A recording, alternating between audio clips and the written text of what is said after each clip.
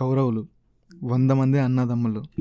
ఈ 100 మంది ఎలా పుట్టారు అన్న విషయం ఇప్పటికీ కూడా ఒక చిక్కు ప్రశ్నలాగే మిగిలిపోయింది. చాలామంది కౌరవులు టెస్ట్ ట్యూబ్ బేబీస్ అని అంటారు. అది నిజంగా సైంటిఫిక్గా పాసిబుల్ అయ్యే విషయమా కాదా అన్నది ఈ వీడియోలో మనం చూద్దాం. కౌరవుల తల్లైన గాంధారికి వ్యాసుడు నువ్వు 100 మంది పరాక్రమవంతులైన మగబిడ్డలకు జన్మనిస్తావు అని ఒక వరం ప్రసాదిస్తాడు.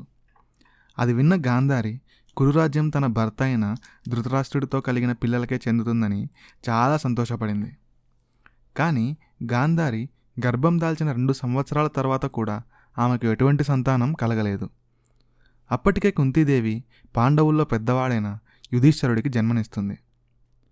ఇది తెలుసుకున్న గాంధారి కోపం మరియు అసహనంతో తన గర్భాశయాన్ని తనకు తానే గాయపరుచుకొని మూర్ఛ వచ్చి పడిపోతుంది. అప్పుడే ఆమె ఎటువంటి ప్రాణం లేని ఒక మాంసపు ముద్దకి జన్మనిస్తుంది.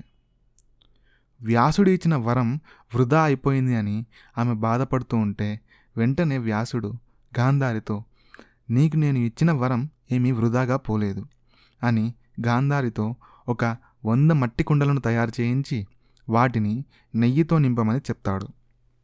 ఆమెకు పుట్టిన ఆ మాంసపు ముద్ద మీద మంత్రించిన జలం చల్లగానే అది 100 ముక్కలుగా విడిపోతుంది. తనకు ఒక కూతురు కావాలన్న కోరిక కూడా ఆమె అడుగుతుంది.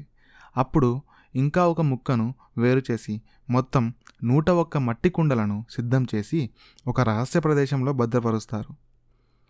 అలా భద్రపరిచిన కుండలలో నుంచి కౌరవులు ఒకరి తర్వాత ఒకరు అలా బయటకి వస్తారు. ఇలా 100 మంది కౌరవులు పుడతారు అని మన పురాణాల్లో చెప్పబడింది.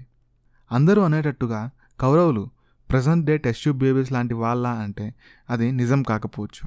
ఎందుకంటే IVF అనే ఒక ప్రొసీజర్, ఇన్వర్టో ఫర్టిలైజేషన్ అనే ఈ ప్రొసీజర్లో ఫీమేల్ ఎగ్ని మేల్ స్పెమ్ సెల్తో ఫర్టిలైజ్ చేస్తారు, అది కూడా ల్యాబొరేటరీలో.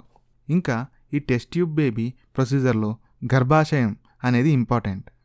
అది లేకుండా బయట పిల్లలు పెరగడం అనేది ఇంపాసిబుల్. కౌరవులు పుట్టిన పరిస్థితులు టెస్ట్ ట్యూబ్ బేబీస్ కంటే ప్రజెంట్ డే ఇంక్యుబేటర్స్తో మీరు పోల్చుకోవచ్చు. ఎందుకంటే గాంధారి ఆల్రెడీ ఒక మాంసపు ముద్దకి జన్మనిచ్చింది. అంటే ఇట్స్ ఆల్రెడీ సంథింగ్ బర్న్.